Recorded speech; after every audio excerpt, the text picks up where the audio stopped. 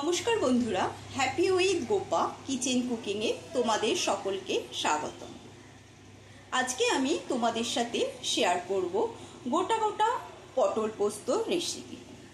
পটল পোস্ত তো বাড়িতে অনেকেই অনেকভাবে বানিয়ে খেয়েছো। আজকে আমি তোমাদের একটু অন্যরকম স্বাদের গোটা গোটা পটল পোস্ত বানিয়ে দেখাবো। রেসিপিটা প্রথম থেকে শেষ পর্যন্ত দেখার অনুরোধ রইল। এই গোটা গোটা পটল পোস্ত বানানোর জন্য এখানে আমি 500 গ্রাম মতন পটল নিয়েছি। পটলের খোসাটা ছাড়িয়েছি, পুরো খোসা ছাড়াইনি, সামান্য সামান্য খোসা আমি রেখে দিয়েছি। এখন এই খোসা ছাড়ানো পটলগুলো নিয়ে এরকম মাঝখান থেকে একটু কেটে নেব, যাতে পটলের মধ্যে সমানভাবে মশলাটা ঢুকে যেতে পারে। পুরোটা চিরবো না, এরকম সব কটা পটলের মাঝখান দিয়ে এরকম একটু একটু করে চিড়ে নিচ্ছি। সব কটা পটলের মাঝখানটা কেটে নেওয়ার পরে এবারে এর মধ্যে দিয়ে দিচ্ছি সামান্য হলুদ গুঁড়ো, দিয়ে দেব লবণ, আর দিয়ে দিচ্ছি সর্ষের তেল। প্রতিটা পটলের গায়ে অল্প অল্প করে সর্ষের তেল মাখিয়ে নিচ্ছি, তাহলে পটলের গায়ে একটু বেশ ময়েশ্চার হয়ে থাকবে। সেই জন্য আমি পটলগুলোতে একটু সর্ষের তেল দিয়ে নিলাম। ভালো করে লবণ, হলুদ আর সর্ষের তেলটা মাখিয়ে নিচ্ছি।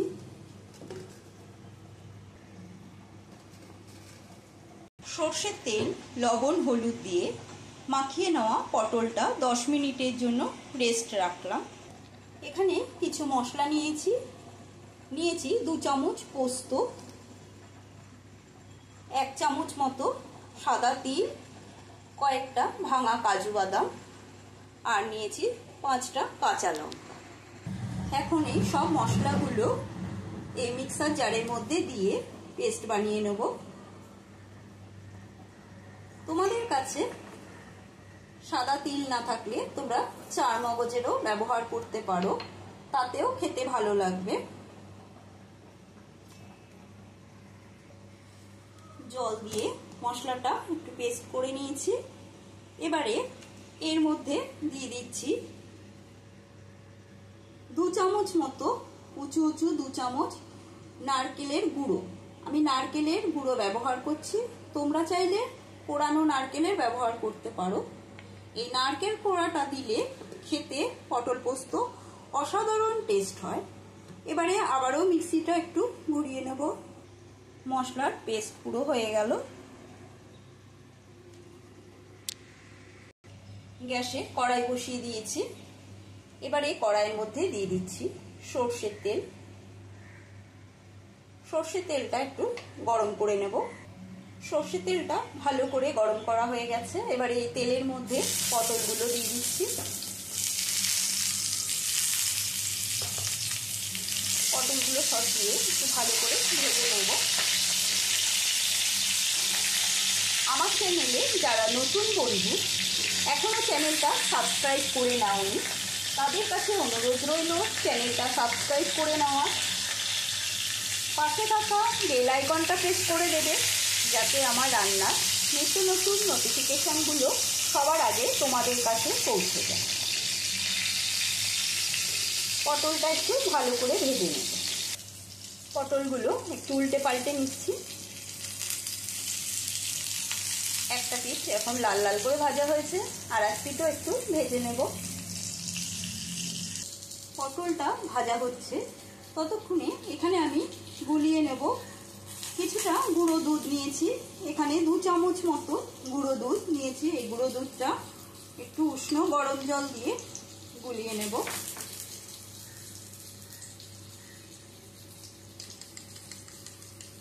পটলগুলো সব এপিট ওপিট করে ভাজা হয়ে গেছে। এবারে পটলগুলো তুলে নেব।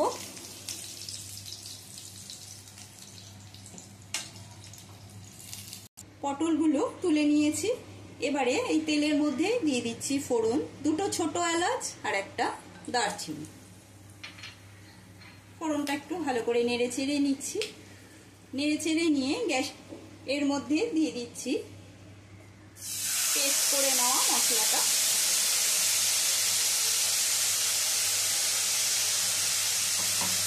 গ্যাসের স্টিমটা লো টু মিডিয়ামে রেখেছি।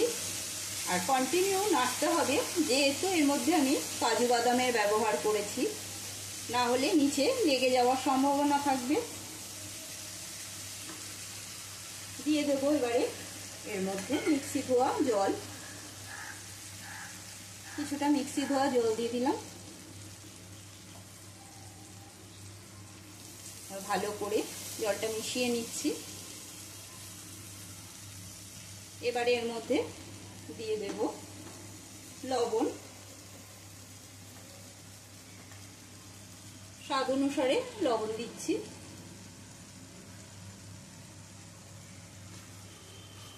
লবণ দিয়ে ভালো করে মিশিয়ে 2 মিনিট 3 মিনিট মতো মশলাটা একটু কষিয়ে নেব। মশলা থেকে দেখো তেল ছেড়ে এসেছে, মানে মশলাটা ভালো করে কষানো হয়ে গেছে। এবারে দিয়ে দিচ্ছি এর মধ্যে ভেজে রাখা পটলগুলো দিয়ে দিচ্ছি। পটলগুলো এরকম ভাবে সাজিয়ে নিচ্ছি। পটলগুলো দিয়ে দিয়েছি সব। এবারে মশলার সাথে ভালো করে মিশিয়ে নেব। মশলার সাথে মিশিয়ে নিয়ে আমি এর মধ্যে কোনো হলুদের ব্যবহার করছি না। তোমরা চাইলে হলুদ দিতে পারো, তবে এরকমভাবে বানিয়ে গরম গরম ভাতের সাথে খেয়ে দেখবে, অপূর্ব স্বাদ লাগে। এবারে দিয়ে দেব এর মধ্যে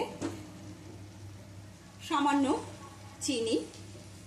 নিরামিষ রান্না, সেই জন্য একটু মিষ্টি মিষ্টি হলে খেতে বেশ ভালো লাগে। এটা অপশনাল, তোমাদের কাছে পছন্দ না হলে তোমরা নাও দিতে পারো। এখন এর মধ্যে দিয়ে দেব গুলিয়ে নেওয়া গুঁড়ো দুধটা।